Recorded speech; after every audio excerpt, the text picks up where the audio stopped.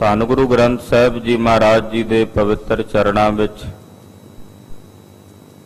ਜੁੜ ਬੈਠੀ ਬਹੁਤ ਹੀ ਸਤਿਕਾਰ ਤੇ ਸਨਮਾਨਯੋਗ ਗੁਰੂ ਖਾਲਸਾ ਸਾਧ ਸੰਗਤ ਜੀਓ, ਧੰਨਤਾ ਦੇ ਪਾਤਰ ਹੋ। ਗੁਰੂ ਚਰਨਾਂ ਵਿੱਚ ਇਕੱਤਰ ਹੋ ਕੇ ਗੁਰੂ ਘਰ ਦੇ ਮਹਾਨ ਸ਼ਹੀਦ ਜਿਨ੍ਹਾਂ ਨੇ ਗੁਰੂ ਕੀ ਸਿੱਖੀ ਕੇਸਾਂ ਤੇ ਸਵਾਸਾਂ ਨਾਲ ਨਿਭਾਈ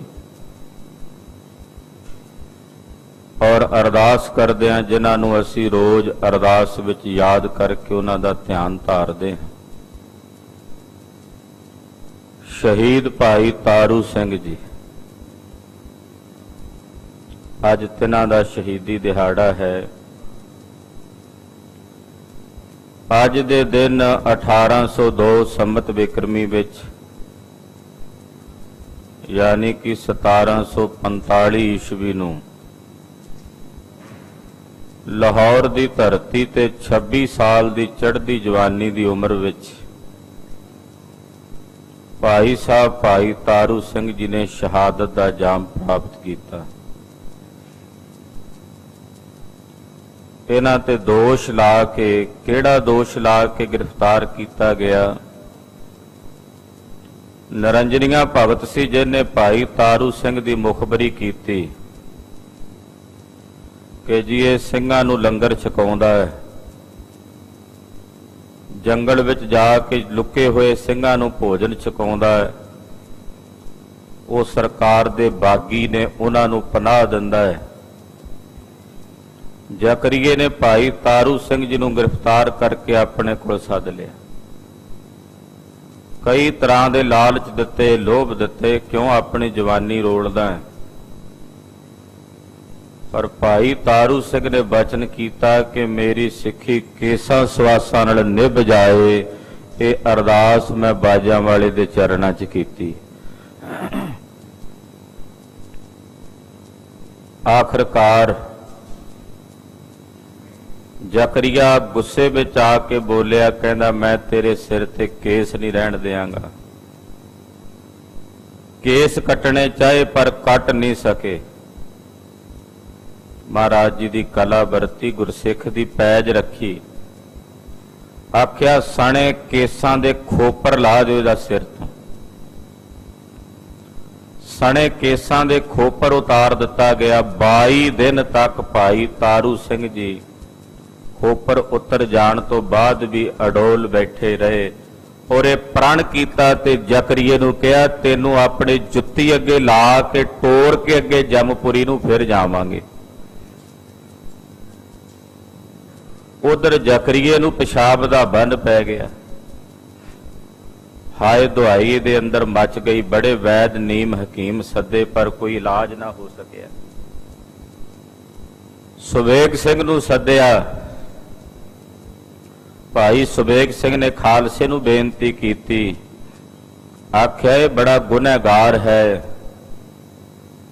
ਜ਼ਕਰੀਏ ਨੇ ਭਾਈ ਮਨੀ ਸਿੰਘ ਜੀ, ਭਾਈ ਹਕੀਕਤ ਰਾਏ ਜੀ ਨੂੰ, ਬੜੇ ਬੜੇ ਗੁਰਮੁਖਾਂ ਨੂੰ ਸ਼ਹੀਦ ਕੀਤਾ ਹੈ।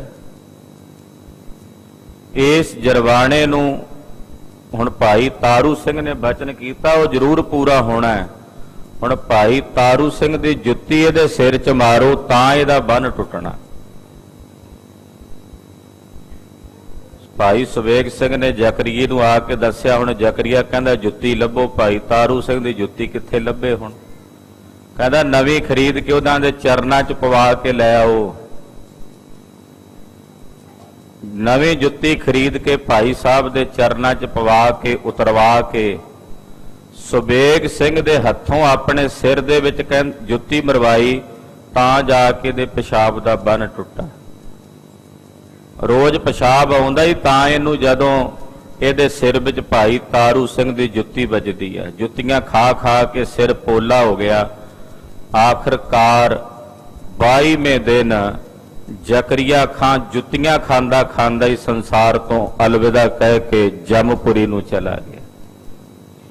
ਭਾਈ ਤਾਰੂ ਸਿੰਘ ਜੀ ਹੁਣਾਂ ਨੇ ਸੁਣਿਆ ਕਿ ਜ਼ਕਰੀਆ ਮਰ ਗਿਆ, ਸਾਡਾ ਪ੍ਰਣ ਗੁਰੂ ਕਲਗੀਧਰ ਨੇ ਪੂਰਾ ਕਰ ਦਿੱਤਾ ਹੈ। ਜਪਜੀ ਸਾਹਿਬ ਦਾ ਪਾਠ ਕਰਕੇ ਅੱਜ ਦੇ ਦਿਨ ਭਾਈ ਸਾਹਿਬ ਜੀ ਨੇ ਆਪਣਾ ਸਰੀਰ ਤਿਆਗਿਆ ਔਰ ਮੇਰਾ ਸਿਰ ਜਾਵੇ ਤਾਂ ਜਾਵੇ ਪਰ ਸਿੱਖੀ ਸਿਦਕ ਨਾ ਜਾਵੇ ਕਹਿੰਦਿਆਂ ਹੋਇਆਂ ਸ਼ਹਾਦਤ ਦਾ ਜਾਮ ਪ੍ਰਾਪਤ ਕਰ ਗਏ। ਐਸੇ ਮਹਾਨ ਸ਼ਹੀਦ ਭਾਈ ਤਾਰੂ ਸਿੰਘ ਦੀ ਸ਼ਹਾਦਤ ਨੂੰ ਆਪਾਂ ਸਾਰੇ ਨਤਮਸਤਕ ਹੋਣ ਵਾਸਤੇ ਆਏ ਹਾਂ। ਕੋਟੀ ਕੋਟੀ ਪ੍ਰਣਾਮ ਹੈ। ਉੱਥੇ ਅੱਜ ਨਾਲ ਸਾਵਣ ਦੇ ਮਹੀਨੇ ਦੀ ਸੰਕਰਾਂਤ ਦਾ ਦਿਹਾੜਾ ਹੈ। ਧੰਨ ਗੁਰੂ ਅਰਜਨ ਦੇਵ ਸਾਹਿਬ ਦੇ ਅੰਮ੍ਰਿਤ ਬੋਲ ਹਨ, ਸਾਵਣ ਸਰਸੀ ਕਾਮਣੀ ਚਰਨ ਕਮਲ ਸਿਉ ਪਿਆਰ। ਸਾਵਣ ਦੇ ਮਹੀਨੇ ਦੁਆਰਾ ਉਪਦੇਸ਼ ਕਰਦਿਆਂ ਕਹਿੰਦੇ ਜਿਵੇਂ ਮਹੀਨਾ ਰਸ ਵਾਲਾ ਹੈ, ਤੇਰੇ ਅੰਦਰ ਵੀ ਹੈ ਕਾਮਣੀ ਜਗਿਆਸੂ ਜੀਵ ਰੂਪੀ ਇਸਤਰੀਏ, ਪ੍ਰਮਾਤਮਾ ਦੇ ਚਰਨ ਕਮਲਾਂ ਦੇ ਪ੍ਰੇਮ ਦਾ ਰਸ ਵਰਤ ਜਾਏ ਤਾਂ ਤੇਰੇ ਲਈ ਇਹ ਸਾਵਣ ਦਾ ਮਹੀਨਾ ਸੁਖਦਾਈ ਹੈ। ਤੇਰਾ ਮਨ ਤੇ ਤਨ ਉਸ ਸੱਚੇ ਦੇ ਰੰਗ ਵਿੱਚ ਰੰਗਿਆ ਜਾਏ ਔਰ ਤੈਨੂੰ ਵਾਹਿਗੁਰੂ ਪਰਮੇਸ਼ਰ ਦੇ ਨਾਮ ਦਾ ਆਧਾਰ ਆਸਰਾ ਪ੍ਰਾਪਤ ਹੋਵੇ। ਔਰ ਇਹ ਸਾਵਣ ਦਾ ਮਹੀਨਾ ਉਹਨਾਂ ਸੁਹਾਗਣਾ ਲਈ ਸੁਹੰਦਾ ਤੇ ਸੁਖਦਾਈ ਹੈ ਜਿਨ੍ਹਾਂ ਸੁਹਾਗਣਾ ਨੇ ਆਪਣੇ ਗਲ ਵਿੱਚ ਰਾਮ ਦੇ ਨਾਮ ਦਾ ਹਾਰ ਬਣਾ ਕੇ ਪਾਇਆ ਹੋਇਆ। ਗੁਰੂ ਚਰਨਾਂ ਵਿੱਚ ਬੇਨਤੀ ਹੈ, ਅਰਦਾਸ ਹੈ, ਸਤਿਗੁਰੂ ਜੀ ਇਹ ਸਾਵਣ ਦਾ ਮਹੀਨਾ ਸਾਡੇ ਲਈ ਸੁਖਦਾਈ ਬਤੀਤ ਹੋਵੇ ਔਰ ਸਤਿਗੁਰਾਂ ਦੀ ਸੇਵਾ ਸਿਮਰਨ ਸਤ ਸੰਗਤ ਕਰਦਿਆਂ ਗੁਰੂ ਕੀ ਕਥਾ ਕਰਦਿਆਂ ਔਰ ਸੁਣਦਿਆਂ ਬਤੀਤ ਹੋਵੇ। ਇਹ ਬੇਨਤੀ ਮਹਾਰਾਜ ਜੀ ਦੇ ਚਰਨਾਂ ਵਿੱਚ ਸਰਬਮਾਈ ਭਾਈ ਨੇ ਕਰਨੀ ਹੈ। ਲੜੀਵਾਰ ਇਤਿਹਾਸ ਦੀ ਕਥਾ ਸਰਵਣ ਕਰ ਰਹੇ ਹੋ। ਬਾਬਾ ਸ਼੍ਰੀ ਚੰਦ ਜੀ ਮਹਾਰਾਜ ਜੀ ਦਾ ਸੇਵਕ ਭਾਈ ਕਮਲਿਆ ਗੁਰੂ ਅਰਜਨ ਦੇਵ ਸਾਹਿਬ ਕੋਲ ਭੇਟਾ ਲੈਣ ਲਈ ਪਹੁੰਚਿਆ। ਬਾਬਾ ਸ਼੍ਰੀ ਚੰਦ ਜੀ ਮਹਾਰਾਜ ਜੀ ਨੇ 1000 ਰੁਪਈਆ ਤੇ ਘੋੜੇ ਦੀ ਮੰਗ ਕੀਤੀ ਹੈ। ਪੰਜਵੇਂ ਪਾਤਸ਼ਾਹ ਆਖਿਆ ਭਾਈ ਕਮਲਿਆ ਜੀ ਜਾਓ ਪਹਿਲਾਂ ਲੰਗਰ ਚੋਂ ਪ੍ਰਸ਼ਾਦਾ ਛਕ ਲਓ, ਦੂਰੋਂ ਆਏ ਹੋ। ਭਾਈ ਸਾਹਿਬ ਭਾਈ ਕਮਲਿਆ ਜੀ ਨੇ ਗੁਰੂ ਲੰਗਰਾਂ ਵਿੱਚ ਜਾ ਕੇ, ਕਿਉਂਕਿ ਬਾਬਾ ਜੀ ਦਾ ਹੁਕਮ ਸੀ ਵੀ ਖਲੋਤੇ ਹੀ ਰਹਿਣਾ ਬੈਠਣਾ ਨਹੀਂ, ਤੋ ਲੰਗਰ ਵਿੱਚ ਜਾ ਕੇ ਖਲੋ ਗਏ। ਮਾਤਾ ਗੰਗਾ ਜੀ ਲੰਗਰ ਵਰਤਾ ਰਹੇ ਸੀ। ਇਹਨੇ ਪ੍ਰਸ਼ਾਦਾ ਮੰਗਿਆ, ਮਾਤਾ ਜੀ ਨੇ ਇਹਦੇ ਵੱਲ ਧਿਆਨ ਨਹੀਂ ਕੀਤਾ। ਦੁਬਾਰਾ ਫਿਰ ਇਹਨੇ ਮੰਗਿਆ ਤੇ ਮਾਤਾ ਜੀ ਨੇ ਸੁਭਾਵਕ ਕਹਿ ਦਿੱਤਾ ਵੀ ਤੂੰ ਐਦੀਆਂ ਬਹਿੰਦਾ ਨਹੀਂ। ਐਦੀ ਹੁੰਦੇ ਸਰਕਾਰੀ ਹੁਕਮ ਲੈ ਕੇ ਆਏ ਹੋਏ, ਉਹਨਾਂ ਨੂੰ ਬਹਿਣ ਦਾ ਹੁਕਮ ਨਹੀਂ ਹੁੰਦਾ। ਇਹ ਬਚਨ ਕਹਿ ਦਿੱਤਾ। ਇੱਥੋਂ ਇੱਕ ਸੰਕੇਤ ਸਾਰੀ ਸੰਗਤ ਨੂੰ ਲੈਣਾ ਚਾਹੀਦਾ ਜਿਹੜੇ ਸੇਵਾ ਕਰਦੇ ਨੇ। ਮਾਤਾ ਜੀ ਮਹਾਨ ਸਤਿਕਾਰਯੋਗ ਪੂਜਨੀਕ ਹਨ, ਪਰ ਉਹਨਾਂ ਦੇ ਰਾਹੀਂ ਇਹ ਕਲਾ ਵਰਤੀ, ਖੇਡ ਵਰਤੀ ਹੈ, ਉਹ ਸਾਡੇ ਲਈ ਪ੍ਰੇਰਨਾ ਹੈ। ਮਾਤਾ ਜੀ ਕੋਲ ਕੋਈ ਗਲਤੀ ਨਹੀਂ ਹੋਈ, ਪਰ ਮਾਤਾ ਜੀ ਨੇ ਆਮ ਉਹਨਾਂ ਲੋਕਾਂ ਦੀ ਬਿਰਤੀ ਇੱਥੋਂ ਬਿਆਨ ਕਰਕੇ ਦਿੱਤੀ ਹੈ ਜਿਹੜੇ ਸੇਵਾ ਕਰਦੇ ਹੋਇਆਂ ਸੰਗਤ ਦੇ ਗਲ ਪੈਂਦੇ, ਉਹਨਾਂ ਨੂੰ ਭੈੜੇ ਬੋਲ ਬੋਲਦੇ, ਨਾਲੇ ਸੇਵਾ ਕਰਦੇ ਹੁੰਦੇ ਨਾਲੇ ਆਈ ਹੋਈ ਸੰਗਤ ਦੇ ਗਲ ਪਈ ਜਾਂਦੇ, ਖਾਉ ਖਾਉ ਕਰਕੇ ਪੈਂਦੇ। ਉਹਨਾਂ ਉਹਦੇ ਚਰਨਾਂ ਦਾ ਜੋੜਾ ਲੈ ਕੇ ਤਾਂ ਮੱਥਾ ਟੇਕਦੇ ਨੇ ਤੇ ਉਹਨੂੰ ਗਾਲਾਂ ਕੱਢਦੇ ਆ, ਕੌੜਾ ਬੋਲਦੇ। ਸੇਵਾ ਕਰਦਿਆਂ ਕਦੇ ਕਿਸੇ ਨੂੰ, ਹੁਣ ਭਾਈ ਕੀਰਤੀਏ ਦਾ ਪਿਤਾ ਰਿਛ ਬਣਿਆ, 10ਵੇਂ ਪਾਤਸ਼ਾਹ ਦੇ ਸਮੇਂ ਕਥਾ ਹੁੰਦੀ। 9ਵੇਂ ਪਾਤਸ਼ਾਹ ਦੇ ਟਾਈਮ ਇਹਦਾ ਪਿਤਾ ਸੇਵਾ ਕਰਦਾ ਸੀ, ਕੜਾਹ ਪ੍ਰਸ਼ਾਦ ਵਰਤਾਉਂਦਾ ਸੀ। ਇੱਕ ਸਿੱਖ ਭਾਈ ਧੰਨੇ ਨਾਂ ਦਾ, ਉਹਨੇ ਦੇਗ ਮੰਗੀ, ਉਹਦਾ ਗੱਡਾ ਟੁਰਿਆ ਜਾਂਦਾ ਸੀ, ਉਹਨੇ ਕਾਹਲ ਦੇ ਨਾਲ ਵੀ ਮੈਨੂੰ ਪਹਿਲਾਂ ਦੇ ਦੇ। ਉਹਨੂੰ ਕਹਿੰਦਾ ਬਹਿ ਜਾ, ਟਿਕ ਕੇ ਰਿਛ ਵਾਂਗੂ ਟੱਪੀ ਜਾਣਾ। ਹੁਣ ਉਹਨੂੰ ਥੱਲੇ ਡਿੱਗ ਗਿਆ ਇੱਕ ਕੁਣਕਾ, ਉਹਨੇ ਚੁੱਕ ਕੇ ਮੂੰਹ 'ਚ ਪਾ ਲਿਆ ਤੇ ਕਹਿ ਦਿੱਤਾ ਵੀ ਰਿਛ ਤੂੰ ਬਣੇ, ਮੈਨੂੰ ਤਾਂ ਗੁਰੂ ਦਾ ਕੁਣਕਾ ਮਿਲ ਗਿਆ। ਉਹ ਰਿਛ ਦੀ ਜੂਨੇ ਪਿਆ, ਫਿਰ ਕਲਗੀਧਰ ਨੇ ਮੁਕਤ ਕੀਤਾ। ਕਹਿਣ ਤੋਂ ਭਾਵ ਏਦਾਂ ਦੇ ਬਹੁਤ ਸਾਰੇ ਇਤਿਹਾਸਕ ਪ੍ਰਸੰਗ ਜਿਹੜੇ ਨੇ ਗੁਰੂ ਘਰ ਦੇ ਵਿੱਚ ਘਟੇ ਨੇ, ਉਹ ਸਾਡੇ ਉਹਨਾਂ ਸੇਵਾਦਾਰਾਂ ਲਈ ਪ੍ਰੇਰਨਾ ਹੈ ਜਿਹੜੇ ਸੇਵਾ ਕਰਦਿਆਂ ਕਰਦਿਆਂ ਆਮ ਸੰਗਤ ਦੇ ਗਲ ਪੈ ਜਾਂਦੇ ਆ। ਕਈ ਵਾਰੀ ਸਿੱਖਾਂ ਦੇ ਗਲ ਪੈ ਜਾਂਦੇ ਆ, ਨਹੀਂ ਪੈਣਾ ਚਾਹੀਦਾ। ਕਿਸੇ ਦੀ ਕੋਈ ਸਮੱਸਿਆ ਵੀ ਹੋ ਸਕਦੀ ਹੈ, ਮਜਬੂਰੀ ਵੀ ਹੋ ਸਕਦੀ ਹੈ। ऐसा नहीं होना चाहिए। तो माता जी ने वचन किया पर खलोते प्रसादा भाई कमलिया जी ने छकिया। गुरु साहब को 1000 रुपया ते घोड़ा भी लिया ते वापस आ गए। बाबा श्री चंद जी महाराज जी ने पूछया, दस उथे की होया, की वरत्या इन्हें? हुण सारा कुछ बाबा श्री चंद जी नूं दस्सिया, जिवें गए, जिवें घोड़ा लिया, भेटा लई, गुरु के लंगर विच भोजन छकिया। वो सारा प्रसंग भाई कमलिया जी बाबा श्री चंद जी नूं दस रहे ने। आओ मन बिरतियां एकागर करिए। गुरु घर दा ये पवित्र पावन इतिहास है। कथन करदियां और मन बिरतियां नूं एकागर करदियां गुरु साहब दा जस सरवण करिए। आखिए जी सतनाम श्री वाहिगुरु साहिब जी। सतनाम श्री वाहिगुरु साहिब जी।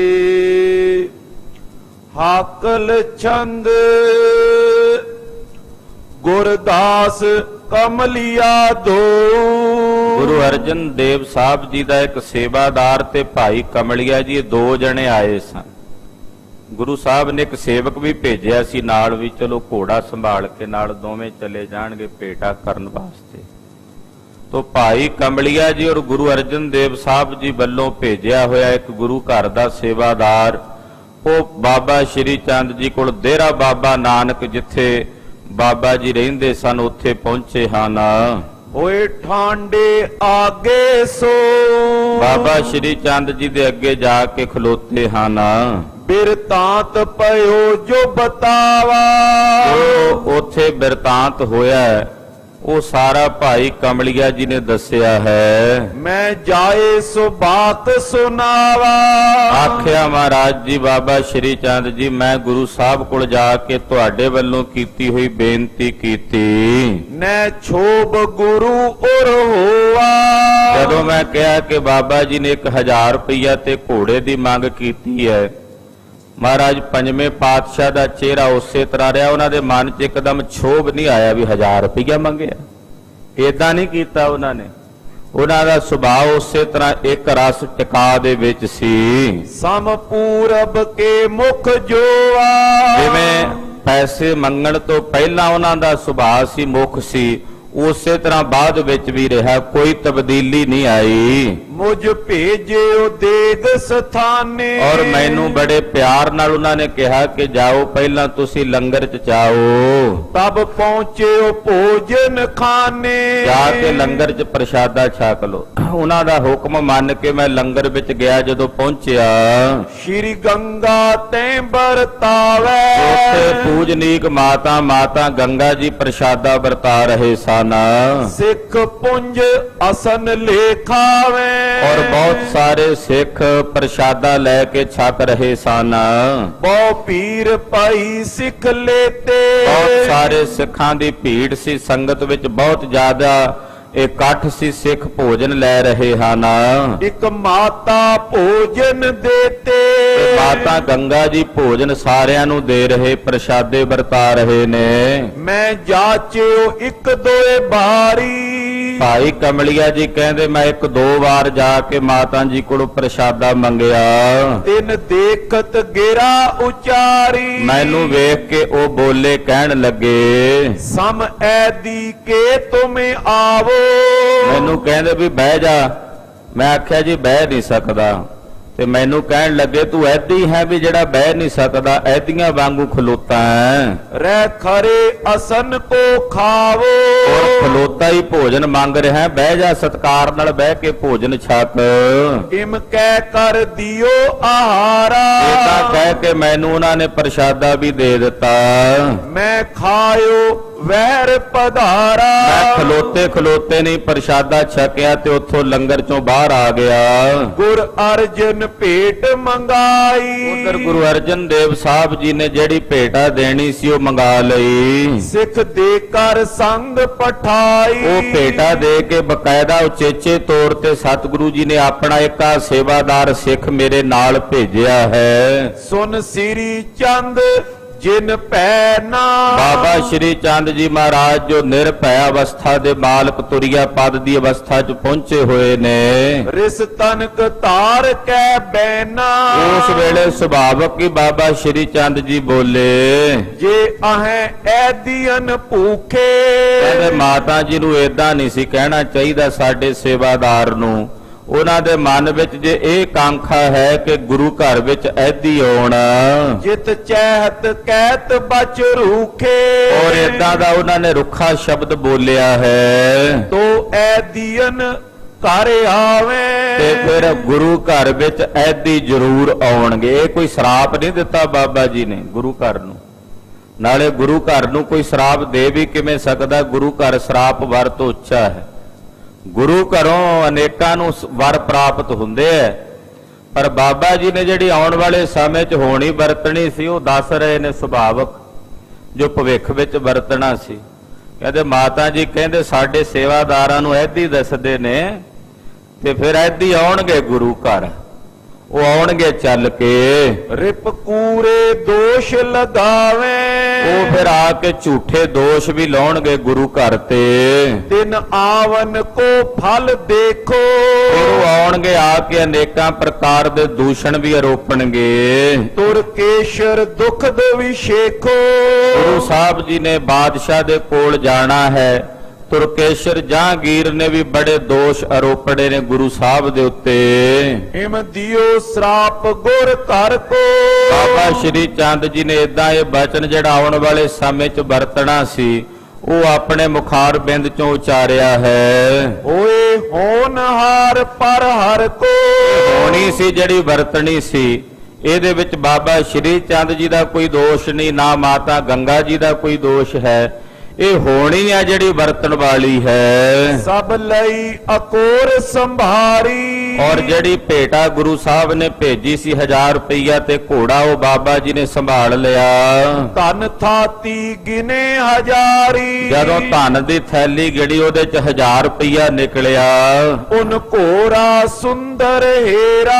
ਬਾਬਾ ਜੀ ਨੇ ਘੋੜਾ ਵੇਖਿਆ, ਬੜਾ ਸੁੰਦਰ ਘੋੜਾ ਗੁਰੂ ਸਾਹਿਬ ਨੇ ਭੇਜਿਆ ਸੀ ਬਾਬਾ ਜੀ ਵਾਸਤੇ। ਪਰ ਸੰਨ ਪਏ ਤਿਸ ਬੇਰਾ। ਬਾਬਾ ਜੀ ਬੜੇ ਖੁਸ਼ ਹੋਏ, ਬੜੇ ਪ੍ਰਸੰਨ ਹੋਏ ਬਾਬਾ ਸ਼੍ਰੀ ਚੰਦ ਜੀ।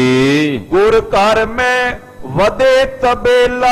ਬਚਨ ਕੀਤਾ, ਆਖਿਆ ਗੁਰੂ ਨਾਨਕ ਦੇ ਘਰ ਵਿੱਚ ਘੋੜਿਆਂ ਦਾ ਤਬੇਲਾ ਵਧੇ। ਇਹ ਮੇਰੀ ਅਰਦਾਸ ਹੈ ਗੁਰੂ ਨਾਨਕ ਦੇ ਚਰਨਾਂ 'ਚ ਕਿ ਜਿਹੜੇ ਗੁਰੂ ਘਰੋਂ ਸਾਡੇ ਵਾਸਤੇ ਘੋੜਾ ਆਇਆ, ਇਹ ਅਰਦਾਸ ਹੈ ਮੇਰੀ ਉਸ ਗੁਰੂ ਘਰ ਦੇ ਵਿੱਚ ਤਬੇਲਾ ਵਧੇ। ਤੋ ਵਧਿਆ ਵੀ 6ਵੇਂ ਪਾਤਸ਼ਾਹ ਦੇ ਸਮੇਂ ਫਿਰ ਕਿੰਨੇ ਘੋੜੇ ਗੁਰੂ ਘਰ ਵਿੱਚ ਆਏ। ਬਾਬਾ ਜੀ ਕਹਿੰਦੇ ਮੇਰੀ ਅਰਦਾਸ ਹੈ ਜਿਸ ਗੁਰੂ ਘਰੋਂ ਮੈਨੂੰ ਘੋੜਾ ਮਿਲਿਆ ਉਸ ਗੁਰੂ ਨਾਨਕ ਦੇ ਘਰ ਵਿੱਚ ਘੋੜਿਆਂ ਦੇ ਵਿੱਚ ਵਾਧਾ ਹੋਵੇ, ਤਬੇਲਾ ਵਧੇ, ਵਧੀਆ ਘੋੜੇ ਨਸਲੀ ਘੋੜੇ ਹੋਣ। ਹੋਏ ਅਦ ਕੈ ਸੈਨ ਸਕੇਲਾ। ਔਰ ਬੇਅੰਤ ਫੌਜਾਂ ਹੋਣ ਗੁਰੂ ਘਰ ਦੇ ਵਿੱਚ, ਬਹੁਤ ਸਾਰੀ ਸੈਨਾ ਗੁਰੂ ਸਾਹਿਬ ਜੀ ਦੇ ਘਰ ਚ ਆਵੇ, ਭਰਤੀ ਹੋਵੇ। ਪਰ ਦੀਨੋ ਅਸ ਤਿਸ ਕਾਲਾ। ਇਹ ਬਚਨ ਬਾਬਾ ਸ਼੍ਰੀ ਚੰਦ ਜੀ ਮਹਾਰਾਜ ਜੀ ਨੇ ਕੀਤਾ। ਸਿੱਖ ਰਾਖਿਓ ਨਿਕਟ ਵਿਸਾਲਾ। ਉਹ ਜਿਹੜਾ ਸਿੱਖ ਆਇਆ ਸੀ ਉਹਨੂੰ ਬਾਬਾ ਜੀ ਨੇ ਆਪਣੇ ਕੋਲ ਰੱਖਿਆ। ਪੁਨ ਕੀਨ ਵਿਸਰਜਨ ਨੀਕੇ। ਅਗਲੇ ਦਿਨ ਭਲੀ ਪ੍ਰਕਾਰ ਨਾਲ ਉਹ ਸਿੱਖ ਨੂੰ ਸਿਰੇ ਪਾਉ ਦੇ ਕੇ ਬਾਬਾ ਸ਼੍ਰੀ ਚੰਦ ਜੀ ਨੇ ਵਿਦਾ ਕੀਤਾ ਹੈ। ਟਿਗ ਆਇਓ ਸਤਿਗੁਰ ਜੀ ਕੇ। ਸਿੱਖ ਬਾਬਾ ਸ਼੍ਰੀ ਚੰਦ ਜੀ ਕੋਲੋਂ ਚੱਲ ਕੇ ਵਾਪਸ ਮਹਾਰਾਜ ਜੀ ਦੇ ਕੋਲ ਆਇਆ ਹੈ। ਕੈ ਸਕਲ ਪ੍ਰਸੰਗ ਸੁਨਾਇਓ। ਗੁਰੂ ਅਰਜਨ ਦੇਵ ਸਾਹਿਬ ਨੂੰ ਆ ਕੇ ਬਾਬਾ ਸ਼੍ਰੀ ਚੰਦ ਜੀ ਮਹਾਰਾਜ ਜੀ ਨੇ ਜਿਹੜੇ ਬਚਨ ਕੀਤੇ ਸਨ ਉਹ ਧੰਨ ਗੁਰੂ ਅਰਜਨ ਦੇਵ ਸਾਹਿਬ ਜੀ ਮਹਾਰਾਜ ਜੀ ਨੂੰ ਸੁਣਾਏ ਉਸ ਸਿੱਖ ਨੇ। ਜਿਮ ਬਰ ਅਰ ਸਰਾਪ ਅਲਾਇਓ। ਬਾਬਾ ਜੀ ਨੇ ਪਹਿਲਾ ਬਚਨ ਕੀਤਾ ਇਹਦੀਆਂ ਵਾਲਾ, ਤੇ ਜਿਹੜਾ ਬਾਅਦ ਵਿੱਚ ਬਚਨ ਕੀਤਾ ਘੋੜਿਆਂ ਦਾ ਵਰ ਦਿੱਤਾ। ਸਭ ਵਿਖੇ ਜਬੇ ਬਿਦਤਾਵਾ। ਇਹ ਗੱਲ ਸਾਰਿਆਂ ਵਿੱਚ ਬਿਦਤ ਹੋਈ, ਪ੍ਰਗਟ ਹੋਈ। ਸ਼੍ਰੀ ਗੰਗਾ ਸੁਨ ਦੁਖ ਪਾਵਾ। ਪਰ ਮਾਤਾ ਗੰਗਾ ਜੀ ਨੂੰ ਇਸ ਗੱਲ ਦਾ ਪਛਤਾਵਾ ਹੋਇਆ ਕਿ ਮੈਂ ਇਹ ਬਚਨ ਨਹੀਂ ਸੀ ਕਹਿਣਾ। ਬਾਬਾ ਸ਼੍ਰੀ ਚੰਦ ਜੀ ਦਾ ਸੇਵਕ ਸੀ ਤੇ ਮੈਨੂੰ ਇਦਾਂ ਦਾ ਬੋਲ ਨਹੀਂ ਸੀ ਬੋਲਣਾ ਚਾਹੀਦਾ। ਸ਼੍ਰੀ ਅਰਜਨ ਬੂਜਨ ਕੀ ਨੰਗ ਫਿਰ ਧੰਨ ਗੁਰੂ ਅਰਜਨ ਦੇਵ ਸਾਹਿਬ ਜੀ ਮਹਾਰਾਜ ਜੀ ਨੇ ਪੁੱਛਿਆ, ਤੁਮ ਸਰਾਪ ਕਹਾਂ ਕਰ ਲੀ ਨੰਗ। ਮਹਾਰਾਜ ਜੀ ਨੇ ਕਿਹਾ, ਗੰਗਾ ਜੀ ਗਲਤੀ ਕੋਈ ਵੀ ਕਰੇ ਉਹਨੂੰ ਭੁਗਤਣੀ ਪੈਂਦੀ ਹੈ। ਕਿਸੇ ਕੋਲੋਂ ਵੀ ਹੋ ਜਾਵੇ, ਹੋ ਵੀ ਸਕਦੀ ਹੈ, ਸੰਸਾਰ ਹੈ।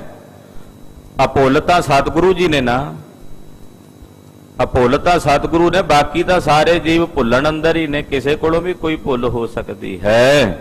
ਸ਼੍ਰੀ ਨਾਨਕ ਨੰਦ ਉਬਾਚਾ ਧੰਨ ਗੁਰੂ ਨਾਨਕ ਸਾਹਿਬ ਦੇ ਸੁਪੁੱਤਰ ਨੇ ਬਾਬਾ ਸ਼੍ਰੀ ਚੰਦ ਜੀ, ਉਹਨਾਂ ਨੇ ਬਚਨ ਕੀਤਾ ਹੈ, ਨੈ ਮਿਟ ਹੈ ਹੋਏ ਹੈ ਸਾਚਾ। ਉਹਨਾਂ ਨੇ ਜਿਹੜਾ ਬਚਨ ਕੀਤਾ ਉਹ ਮਿਟਣਾ ਨਹੀਂ, ਉਹ ਸੱਚੀ ਹੈ। ਜੋ ਉਹਨਾਂ ਨੇ ਕਿਹਾ ਹੈ ਉਹ ਸੱਚ ਹੀ ਹੋਣਾ ਹੈ।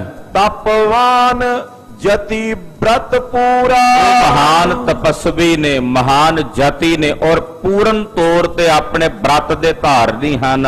ਕਿਮ ਬਨੈ ਤਿਨ ਬਚ ਕੂਰਾ ਉਹਨਾਂ ਦਾ ਕੀਤਾ ਬਚਨ ਝੂਠਾ ਨਹੀਂ ਹੋ ਸਕਦਾ। ਜੋ ਉਹਨਾਂ ਨੇ ਕਹਿ ਦਿੱਤਾ ਉਹ ਹੋਣਾ ਹੀ ਹੋਣਾ ਹੈ। ਉਹ ਆਉਣ ਵਾਲੇ ਸਮੇਂ 'ਚ ਜਿਹੜੀ ਹੋਣੀ ਵਰਤਣੀ ਹੈ ਉਹ ਬਾਬਾ ਜੀ ਦੇ ਮੁਖੋਂ ਬਚਨ ਨਿਕਲੇ ਹਨ। ਸੁਨ ਗੰਗਾ ਸਕਲ ਸੁਨਾਈ ਮਾਤਾ ਗੰਗਾ ਜੀ ਨੇ ਉਸ ਵੇਲੇ ਗੁਰੂ ਸਾਹਿਬ ਨੂੰ ਬੇਨਤੀ ਕੀਤੀ, ਜੋ ਕੁਝ ਹੋਇਆ ਸੀ ਉਹ ਦੱਸਿਆ। ਵੱਡ ਪੀਰ ਵਿਖੇ ਅਕੁਲਾਈ ਕਹਿਣ ਲੱਗੇ, ਮਹਾਰਾਜ ਸੱਚੇ ਪਾਤਸ਼ਾਹ ਵੀ ਭੀੜ ਬਹੁਤ ਜ਼ਿਆਦਾ ਸੀ, ਸੰਗਤ ਬਹੁਤ ਜ਼ਿਆਦਾ ਸੀ, ਤੇ ਲੰਗਰ ਵਰਤਾਂਦਿਆਂ ਮੈਂ ਥੋੜਾ ਜਿਹਾ ਕਾਹਲਾ ਪੈ ਗਈ। ਸੋ ਮੰਗੇ ਖਰੋ ਆਹਾਰਾ ਉਹ ਜਿਹੜਾ ਸੇਵਕ ਆਇਆ ਸੀ ਬਾਬਾ ਜੀ ਦਾ, ਉਹ ਖਲੋਤਾ ਖਲੋਤਾ ਹੀ ਭੋਜਨ ਮੰਗਦਾ ਸੀ। ਨੇ ਬੈਠੇ ਤਬੇ ਨਿਹਾਰਾ ਉਹਨੂੰ ਮੈਂ ਬੈਠਿਆ ਨਹੀਂ ਵੇਖਿਆ।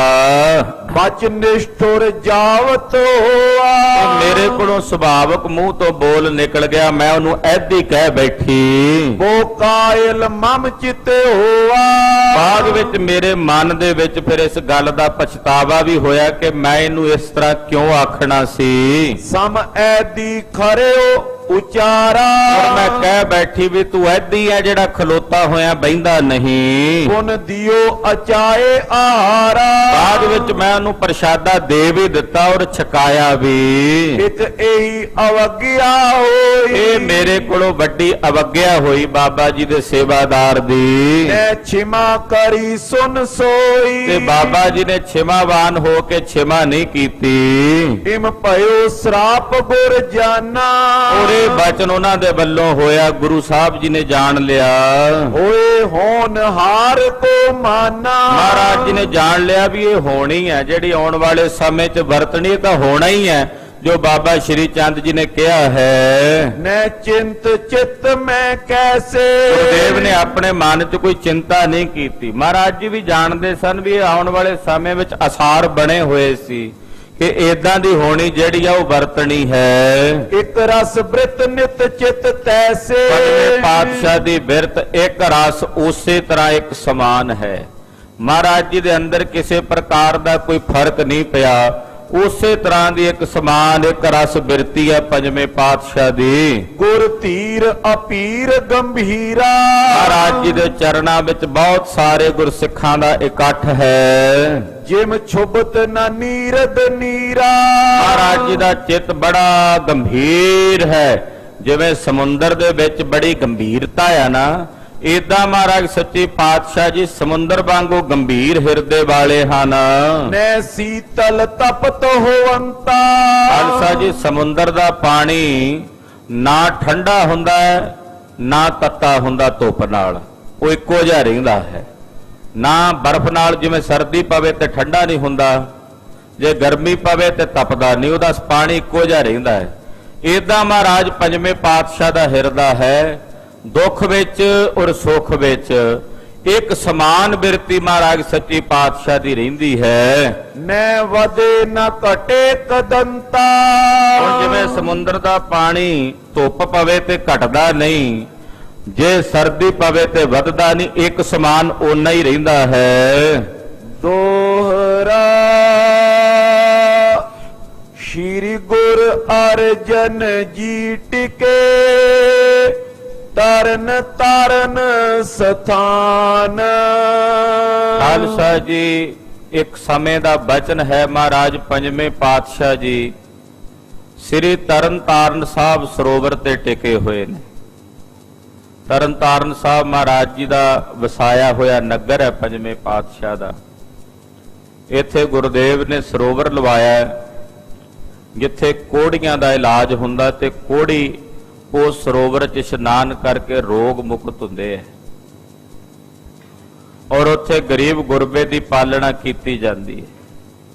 ਮਹਾਰਾਜ ਪੰਜਵੇਂ ਪਾਤਸ਼ਾਹ ਜੀ ਸ੍ਰੀ ਤਰਨਤਾਰਨ ਸਾਹਿਬ ਵਿਖੇ ਟਿਕੇ ਹੋਏ ਸਨ। ਸੰਗਮ ਸੰਦਨ ਸੰਗਤਾ ਦਰਸੇ ਅਨਗਨ ਆਨ। ਬਹੁਤ ਸਾਰੇ ਮਸੰਦ ਤੇ ਬਹੁਤ ਸਾਰੀਆਂ ਸੰਗਤਾਂ ਉਹ ਮਹਾਰਾਜ ਜੀ ਦੇ ਦਰਸ਼ਨ ਕਰਨ ਵਾਸਤੇ ਇੱਥੇ ਸ੍ਰੀ ਤਰਨਤਾਰਨ ਸਾਹਿਬ ਹੀ ਆ ਰਹੇ ਨੇ। ਬੇਅੰਤ ਸਿੱਖ ਬੇਅੰਤ ਸੰਗਤਾਂ ਮਹਾਰਾਜ ਜੀ ਦੇ ਦਰਸ਼ਨਾਂ ਨੂੰ ਪੁੱਜ ਰਹੀਆਂ ਹਨ। ਚੋਪਈ ਜਹਾਂਗੀਰ ਕਿਸ ਕਾਰਨ ਕਰਕੇ। ਖਾਲਸਾ ਜੀ ਬਾਦਸ਼ਾਹ ਜਹਾਂਗੀਰ ਇਹਦਾ ਲੜਕਾ ਸੀ ਸਹਿਜਾਦਾ ਖੁਸਰੋ। ਕਿਸੇ ਕਾਰਨ ਕਰਕੇ ਇੱਕ ਸਹਿਜਾਦੇ ਸੋਰਸ ਧਰ ਕੇ। ਆਪਣੇ ਇੱਕ ਲੜਕੇ ਸਹਿਜਾਦੇ ਖੁਸਰੋ ਦੇ ਨਾਲ ਇਹ ਝਗੜ ਪਿਆ। ਉਹਦੇ ਨਾਲ ਇਹਦੀ ਖੁਨਸ ਹੋ ਗਈ, ਵਿਰੋਧ, ਕਿਉਂਕਿ ਵਿਰੋਧ ਹੋਣਾ ਸੁਭਾਵਿਕ ਸੀ।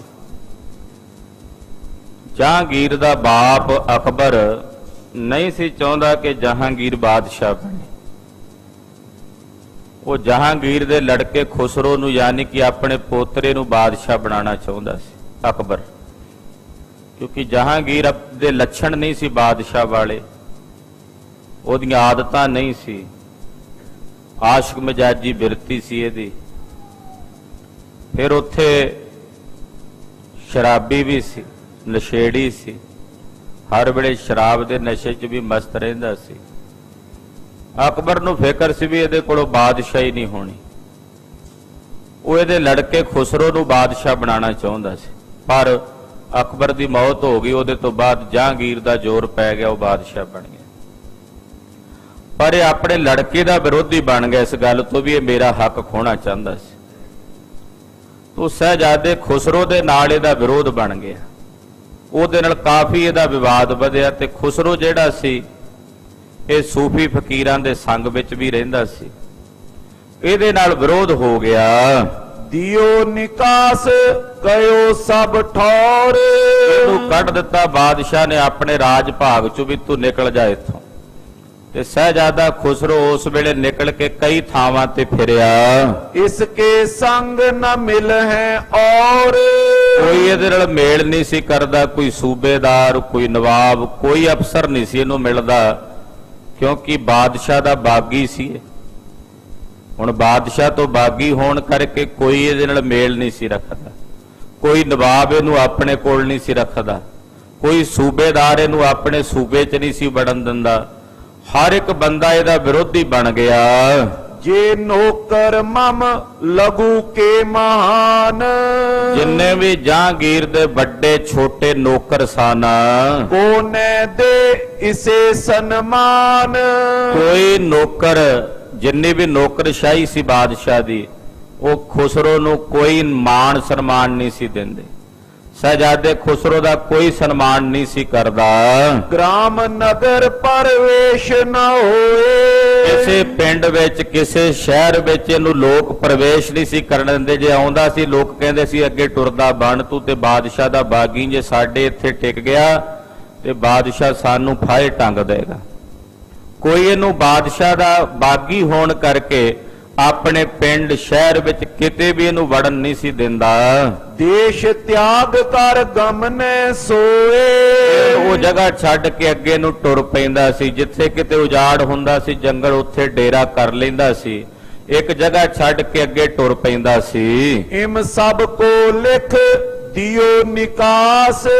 ਇਦਾਂ ਜਹਾਂਗੀਰ ਨੇ ਹੁਕਮਨਾਮੇ ਵੀ ਸਾਰਿਆਂ ਨੂੰ ਲਿਖ ਦਿੱਤੇ ਸੀ ਵੀ ਕਿਸੇ ਨੇ ਇਹਨੂੰ ਆਪਣੇ ਦੇਸ਼ ਵਿੱਚ, ਪਿੰਡ ਨਗਰ 'ਚ ਵੜਨ ਨਹੀਂ ਦੇਣਾ।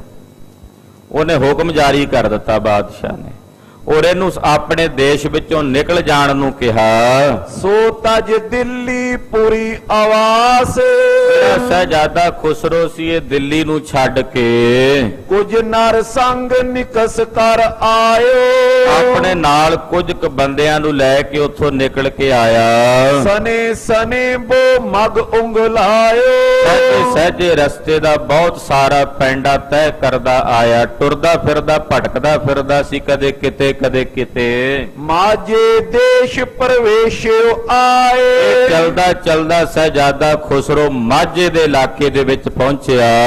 ਦਿਸ਼ ਪਸ਼ਚਮ ਚਿਤ ਬਾਂਛਤ ਜਾਏ ਮਾਝੇ ਦੇ ਇਲਾਕੇ ਵਿੱਚ ਆਇਆ, ਜਿਹੜਾ ਸੂਰਬੀਰਾਂ ਬਹਾਦਰਾਂ ਯੋਧਿਆਂ ਦਾ ਇਲਾਕਾ ਮਾਝਾ, ਜਿੱਥੇ ਬੜੇ ਬੜੇ ਸੂਰਮੇ ਬਹਾਦਰ ਯੋਧੇ ਹੋਏ ਐ, ਜਿੱਥੇ ਗੁਰੂ ਸਾਹਿਬ ਜੀ ਬਹੁਤ ਲੰਮੇ ਸਮੇਂ ਤੱਕ ਵਿਚਰੇ ਨੇ।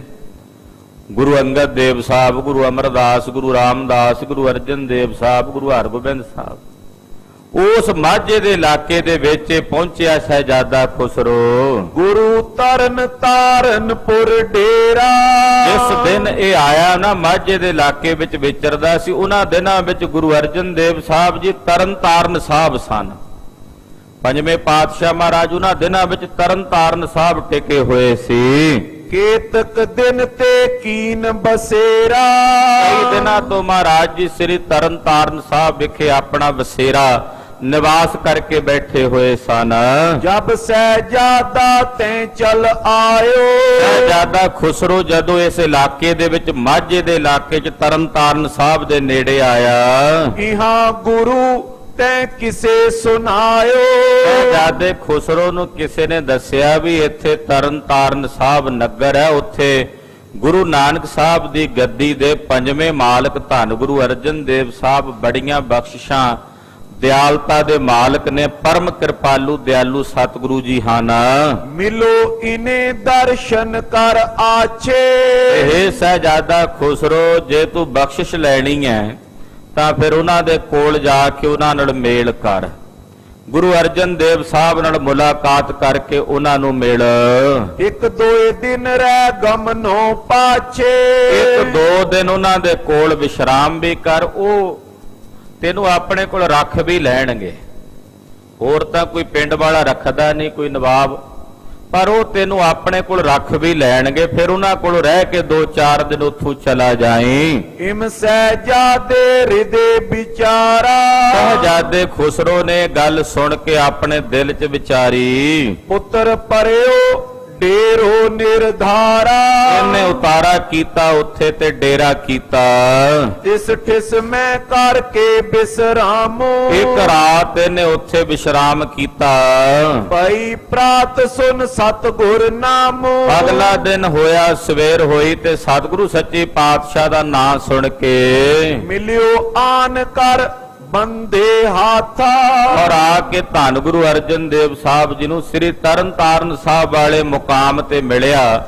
ਹੱਥ ਜੋੜ ਕੇ ਮਹਾਰਾਜ ਜੀ ਨੂੰ ਮੱਥਾ ਟੇਕਿਆ। ਲੱਖ ਮਹਿਮਾ ਨਮਰੀ ਕਰ ਮਾਥਾ ਸਤਿਗੁਰੂ ਜੀ ਦੀ ਮਹਿਮਾ ਜਾਣ ਕੇ ਨੇ ਮਹਾਰਾਜ ਜੀ ਦੇ ਚਰਨਾਂ ਤੇ ਵਿਨਮਰ ਹੋ ਕੇ ਮੱਥਾ ਟੇਕਿਆ। ਪੂਜਿਓ ਸਗਰੋ ਤਾਈ ਬਿਰਤਾਂਤ ਮਹਾਰਾਜ ਜੀ ਨੇ ਪੁੱਛਿਆ ਇਹਦੇ ਬਾਰੇ ਵੀ ਤੂੰ ਕੌਣ ਹੈ, ਕਿਵੇਂ ਆਇਆ ਇੱਥੇ।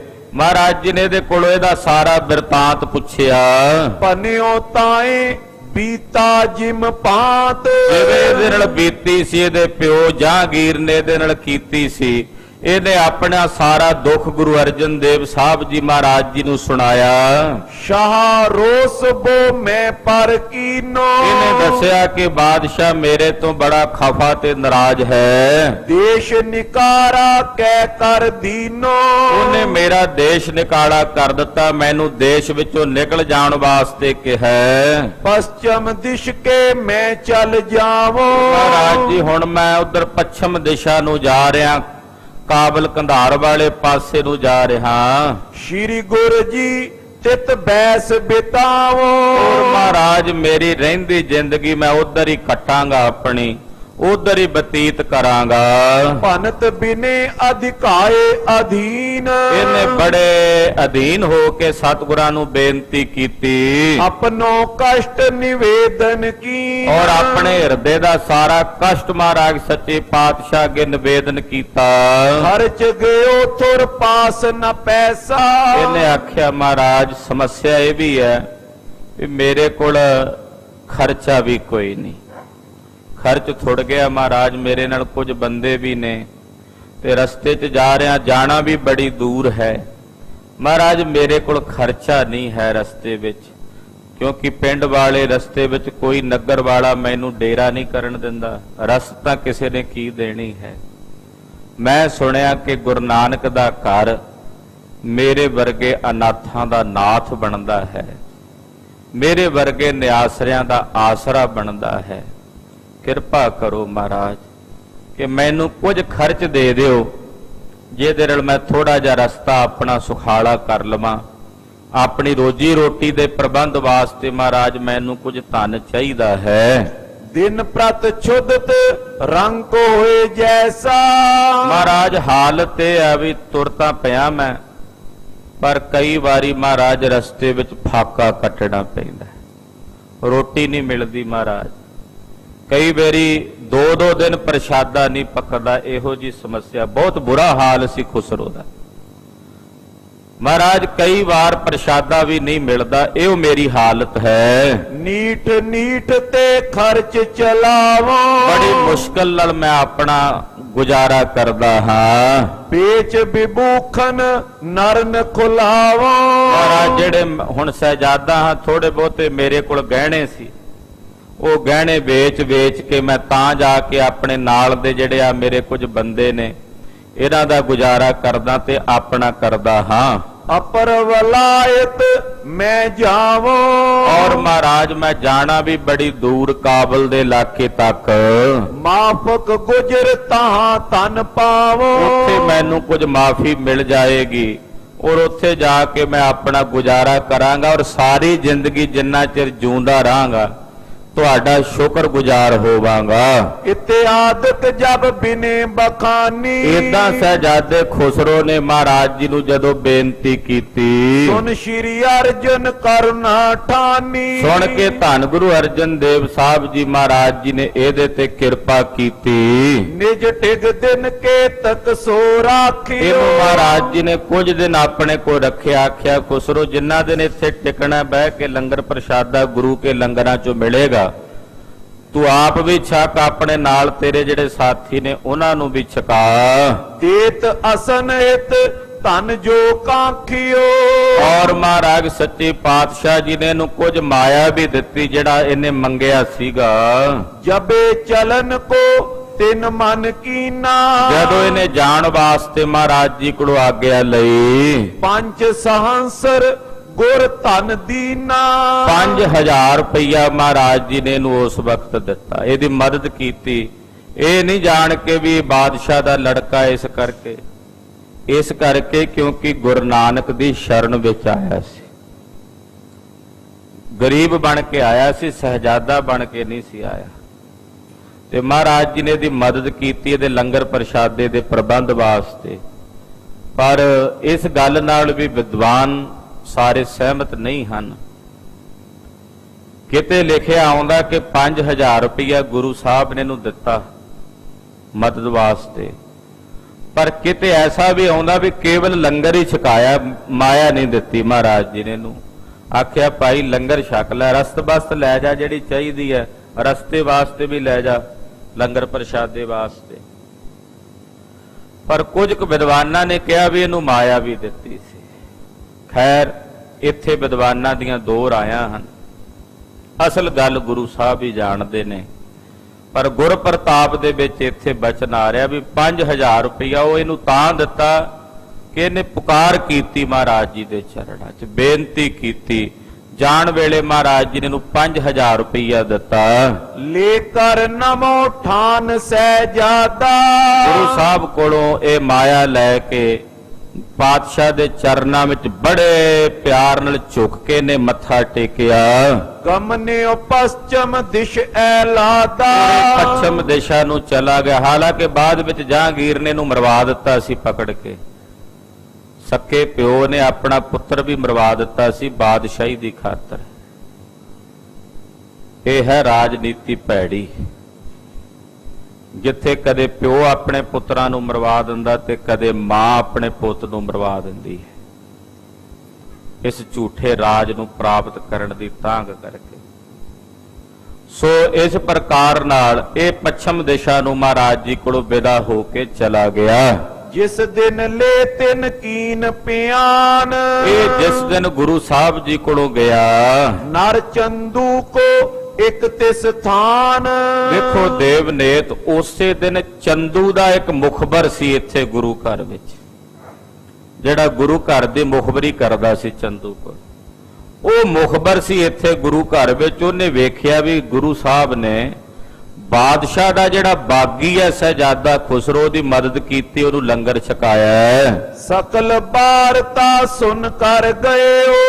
ਉਹਨੇ ਉਹ ਸਾਰਾ ਪ੍ਰਸੰਗ ਵੇਖਿਆ ਤੇ ਵਾਰਤਾ ਵੇਖ ਕੇ ਇੱਕਦਮ ਛੇਤੀ ਨਾਲ ਚੰਦੂ ਕੋਲ ਗਿਆ ਲਾਹੌਰ। ਚੰਦੂ ਨਿਕਟ ਸੁਨਾਵਤ ਭਇਓ, ਚੰਦੂ ਦੇ ਕੋਲ ਪਹੁੰਚ ਕੇ ਉਹਨੇ ਸਾਰੀ ਗੱਲ ਚੰਦੂ ਨੂੰ ਸੁਣਾਈ। ਕਰੇ ਸ਼ਤੁਰਤਾ ਗੁਰ ਕੇ ਸਾਥ। ਹੁਣ ਚੰਦੂ ਪਹਿਲਾਂ ਹੀ ਗੁਰੂ ਘਰ ਦਾ ਵਿਰੋਧੀ, ਉਹ ਤਾਂ ਅੱਗੇ ਉਡਾ ਲੱਭਦਾ ਫਿਰਦਾ ਸੀ। ਇਹ ਕੋਈ ਇਹੋ ਜਿਹਾ ਤਰੀਕਾ ਲੱਭੇ ਜਿਹਦੇ ਨਾਲ ਮੈਂ ਗੁਰੂ ਜੀ ਤੇ ਦੋਸ਼ ਲਾਵਾਂ ਤੇ ਉਹਨਾਂ ਨੂੰ ਇੱਥੇ ਬੁਲਾਵਾਂ, ਉਹਨਾਂ ਨੂੰ ਕੈਦ ਕਰਾਂ। ਹੁਣ ਚੰਦੂ ਪਹਿਲਾਂ ਹੀ ਗੁਰੂ ਘਰ ਦਾ ਬੜਾ ਵੱਡਾ ਵਿਰੋਧੀ ਤੇ ਦੁਸ਼ਮਣ ਹੈ। ਜਰ ਬਰ ਪਇਓ ਮਲਤ ਜੁਗ ਹਾਥ। ਉਹ ਸੜ ਬਲ ਗਿਆ ਸੁਣ ਕੇ ਇੱਕਦਮ ਹੱਥ ਮਲਣ ਲੱਗਾ। ਕਹੋ ਸ਼ਾਹ ਟਿਗ ਛਿਦਰ ਸੋ ਪਾਇਓ। ਉਹ ਕਹਿੰਦਾ ਮੌਕਾ ਮਿਲ ਗਿਆ, ਮੈਨੂੰ ਤਾਂ ਦਾ ਮਿਲ ਗਿਆ, ਬਸ ਹੁਣ ਤਾਂ ਮੈਂ ਬਾਦਸ਼ਾਹ ਨੂੰ ਕਹਾਂਗਾ ਇਹ ਗੱਲ। ਰਿਸੇ ਰਿਦੇ ਹੋਏ ਮੁਰ ਮਨ ਭਾਇਓ। ਬਾਦਸ਼ਾਹ ਗੁੱਸੇ ਵਿੱਚ ਆਏਗਾ ਸੁਣ ਕੇ ਵੀ ਗੁਰੂ ਜੀ ਨੇ ਖੁਸਰੋ ਦੀ ਮਦਦ ਕੀਤੀ ਹੈ। ਉਹਨੇ ਚਿੱਠੀਆਂ ਭੇਜੀਆਂ ਹੋਈਆਂ ਨੇ ਬਾਦਸ਼ਾਹ ਨੇ ਆਪਣੇ ਸਾਰੇ ਦੇਸ਼ ਵਿੱਚ ਕਿ ਕਿਸੇ ਨੇ ਦੀ ਮਦਦ ਨਹੀਂ ਕਰਨੀ, ਪਰ ਉਹਨਾਂ ਨੇ ਕੀਤੀ ਹੈ, ਲੰਗਰ ਵੀ ਛਕਾਇਆ ਉਹਨੂੰ। ਇਹ ਸੁਣ ਕੇ ਬਾਦਸ਼ਾਹ ਸੜ ਬਲ ਜਾਏਗਾ, ਗੁੱਸੇ ਵਿੱਚ ਆਏਗਾ ਗੁਰੂ ਜੀ ਤੇ, ਔਰ ਮੇਰੀ ਮਨ ਭਾਉਂਦੀ ਹੋ ਜਾਏਗੀ, ਜੋ ਮੈਂ ਚਾਹੁੰਦਾ ਉਹ ਹੋ ਜਾਏਗਾ। ਮੈਂ ਕਰ ਰਿਓ ਉਪਾਉ ਕਨੇਰਾ। ਮੈਂ ਤਾਂ ਅੱਗੇ ਹੀ ਬੜੇ ਉਪਾਅ ਕਰਦਾ ਫਿਰਦਾ ਸੀ, ਲੱਭਦਾ ਫਿਰਦਾ ਸੀ ਕੋਈ ਇਹੋ ਜਿਹਾ ਦਾ ਮਿਲ ਜਾਏ, ਅੱਜ ਆਨ ਟੱਕਰਿਆ ਹੈ। ਨਹੀਂ ਬਿਗਾੜ ਸਕਿਓ ਗੁਰ ਕੇਰਾ। ਮੈਂ 3 ਵਾਰ ਯਤਨ ਕਰ ਚੁੱਕਾ ਤੇ ਪਰ ਗੁਰੂ ਸਾਹਿਬ ਦਾ ਹੁਣ ਤਾਈਂ ਮੈਂ ਕੁਝ ਨਹੀਂ ਵਿਗਾੜ ਸਕਿਆ। ਸੋ ਫਕੀਰ ਮੈਂ ਸ਼ਾਹ ਦੀਵਾਨ। ਹਾਲਾਂਕਿ ਉਹ ਇੱਕ ਸਧਾਰਨ ਜੇ ਫਕੀਰ ਨੇ ਤੇ ਮੈਂ ਬਾਦਸ਼ਾਹ ਦਾ ਦੀਵਾਨ ਹਾਂ, ਪਰ ਮੈਂ ਫਿਰ ਵੀ ਉਹਨਾਂ ਦਾ ਕੁਝ ਨਹੀਂ ਵਿਗਾੜ ਸਕਿਆ ਹੁਣ ਤੱਕ। ਅਬ ਲਗ ਸਮ ਕਹਿ ਰਿਓ ਮਹਾਨ। ਹੁਣ ਤੱਕ ਤਾਂ ਮੈਂ ਉਹਨਾਂ ਨੂੰ ਸਮਾਨ ਕਰਕੇ ਹੀ ਜਾਣਦਾ ਰਿਹਾ। ਸ਼ਤਰੂ ਸਮਸ਼ੈ ਜਿਆਦਾ ਸੋਏ। ਦੇਖੋ ਹੁਣ ਕਿਹੋ ਜਿਹਾ ਸਬੱਬ ਬਣਾ ਦਿੱਤਾ ਰੱਬ ਨੇ ਕਿ ਬਾਦਸ਼ਾਹ ਦਾ ਸਭ ਤੋਂ ਵੱਡਾ ਦੁਸ਼ਮਣ ਇਸ ਵੇਲੇ ਉਹਦਾ ਪੁੱਤਰ ਹੈ ਖੁਸਰੋ। ਸਹਿਜਾਦਾ ਖੁਸਰੋ ਬਾਦਸ਼ਾਹ ਦਾ ਵੱਡਾ ਦੁਸ਼ਮਣ ਹੈ। ਤੈ ਤਨ ਦੀਨ ਸਖਾ ਜਿਮ ਹੋਏ। ਉਹਨੂੰ ਗੁਰੂ ਜੀ ਨੇ ਪੈਸੇ ਵੀ ਦਿੱਤੇ ਨੇ, ਉਹਨੂੰ ਗੁਰੂ ਜੀ ਨੇ ਕਈ ਦਿਨ ਆਪਣੇ ਕੋਲ ਰੱਖ ਕੇ ਉਹਨੂੰ ਭੋਜਨ ਵੀ ਦਿੱਤਾ, ਲੰਗਰ ਵੀ ਛਕਾਇਆ ਹੈ। ਨਿਜ ਟਿਗ ਰਾਖੇ ਉਸ ਤਰਾਸ ਨ ਮਾਨਾ। ਗੁਰੂ ਜੀ ਨੇ ਬਾਦਸ਼ਾਹ ਦਾ ਡਰ ਨਹੀਂ ਮੰਨਿਆ, ਬਾਦਸ਼ਾਹ ਦਾ ਭੈ ਨਹੀਂ ਮੰਨਿਆ, ਉਹਨੂੰ ਆਪਣੇ ਕੋਲ ਰੱਖਿਆ, ਉਹ ਵੀ ਕਈ ਦਿਨ ਰੱਖਿਆ। ਰਿਸੇ ਸ਼ਾਹ ਜਬ ਸੁਨ ਹੈ ਕਾਨਾ। ਇਹ ਗੱਲ ਜਦੋਂ ਬਾਦਸ਼ਾਹ ਸੁਣੇਗਾ ਆਪਣੇ ਕੰਨੀ, ਸੁਣ ਕੇ ਬਾਦਸ਼ਾਹ ਨੂੰ ਤਿੰਨੀ ਕੱਪੜੀ ਅੱਗ ਲੱਗ ਜਾਏਗੀ, ਸੜ ਜਾਏਗਾ ਬਾਦਸ਼ਾਹ ਇਹ ਗੱਲ ਸੁਣਦਿਆਂ ਸਾਰ ਗੁੱਸੇ ਨਾਲ। ਪ੍ਰਾਤ ਹੋਤ ਗਰ ਜਾਮਾ ਪਾਏ। ਕਹਿੰਦਾ ਬਸ ਆ ਰਾਤ ਕੱਟ ਲਵਾਂ, ਰਾਤ ਵੀ ਇਹਦੀ ਕਿੱਥੇ ਨਿਕਲਦੀ ਚੰਦੂ ਦੀ ਪਾਪੀ ਦੀ।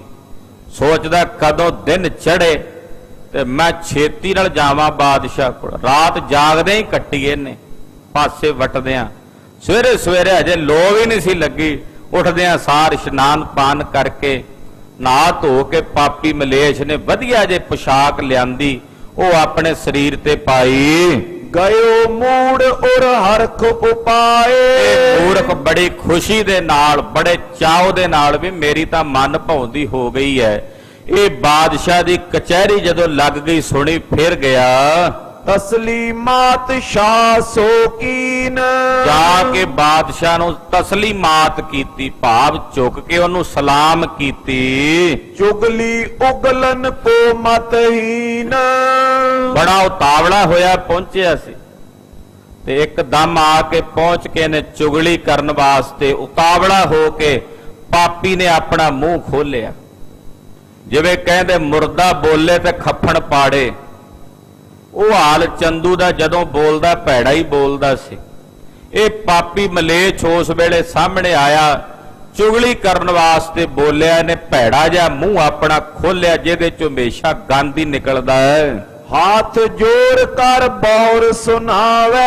ਹੱਥ ਜੋੜ ਕੇ ਬਾਦਸ਼ਾਹ ਨੂੰ ਸੁਣਾਉਂਦਾ ਹੈ, ਬਾਦਸ਼ਾਹ ਨੂੰ ਕਹਿੰਦਾ ਹੈ, ਸੋ ਅਰਜਨ ਜਗ ਗੁਰੂ ਕਹਾਵੇ।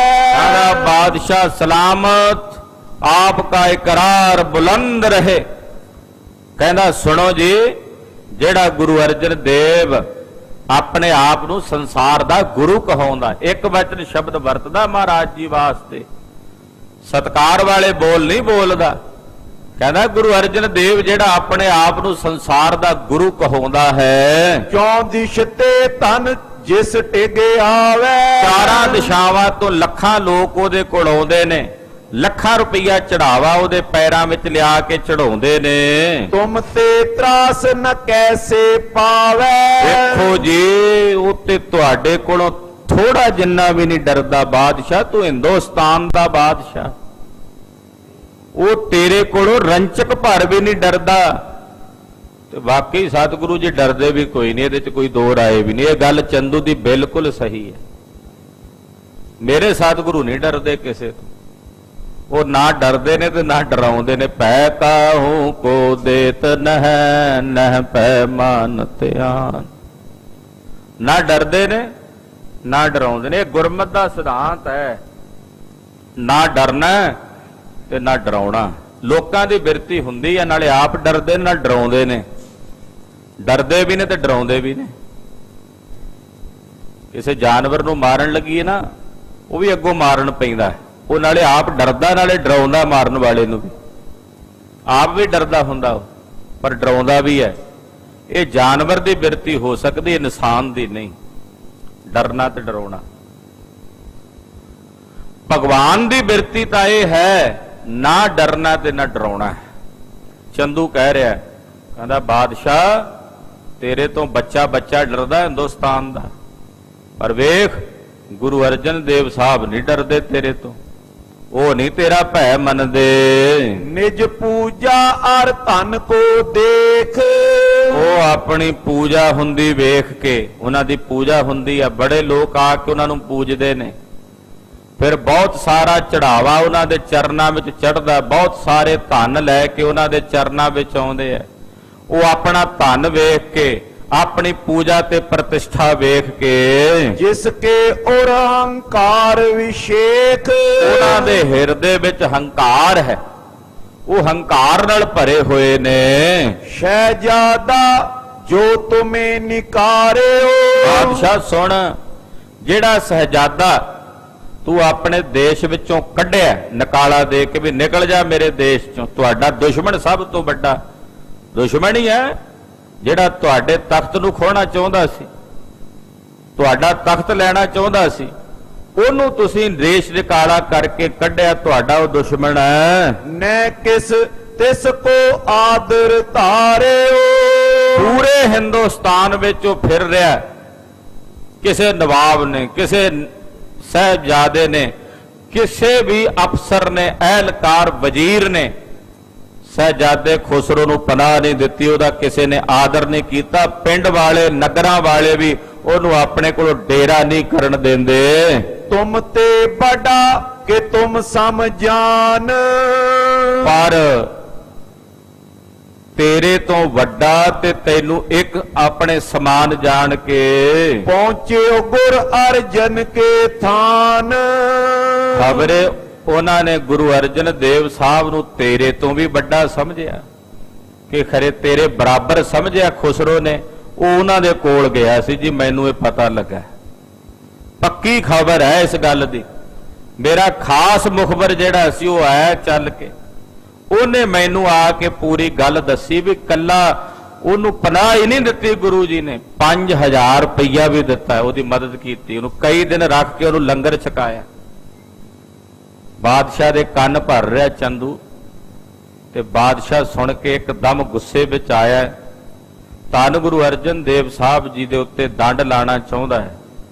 ਉਹ ਕਥਾ ਆਪ ਜੀ ਅਗਲਿਆਂ ਪ੍ਰਸੰਗਾਂ 'ਚ ਸਰਵਣ ਕਰੋਗੇ। ਗਰੀਬ ਨਵਾਜ ਪਾਤਸ਼ਾਹ ਦਾ ਪਵਿੱਤਰ ਪਾਵਨ ਇਤਿਹਾਸ ਕਥਨ ਕਰਦਿਆਂ ਹੋਈਆਂ ਭੁੱਲਾਂ ਚੁੱਕਾਂ ਦੀ ਖਿਮਾ ਕਰਨੀ। ਇੱਕ ਵਾਰ ਫਿਰ ਮਹਾਨ ਸ਼ਹੀਦ ਭਾਈ ਤਾਰੂ ਸਿੰਘ ਜੀ ਦੀ ਸ਼ਹਾਦਤ ਨੂੰ ਕੋਟੀ ਕੋਟੀ ਪ੍ਰਣਾਮ ਹੈ।